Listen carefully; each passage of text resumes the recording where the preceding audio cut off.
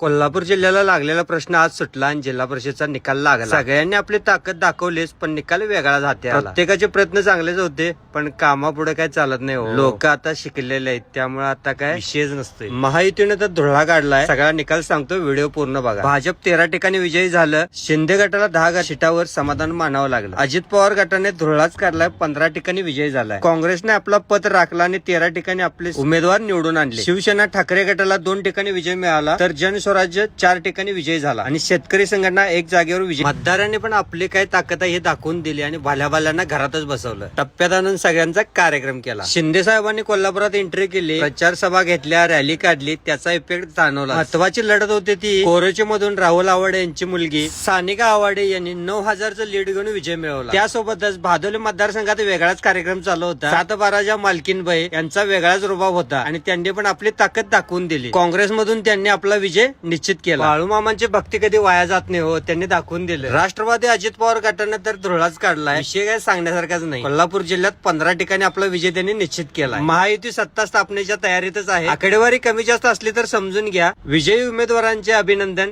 आणि आपल्या कामाला सुरुवात आतापासूनच करा. आणि व्हिडिओ आवडला असला तर लाईक, शेअर आणि फॉलो करा.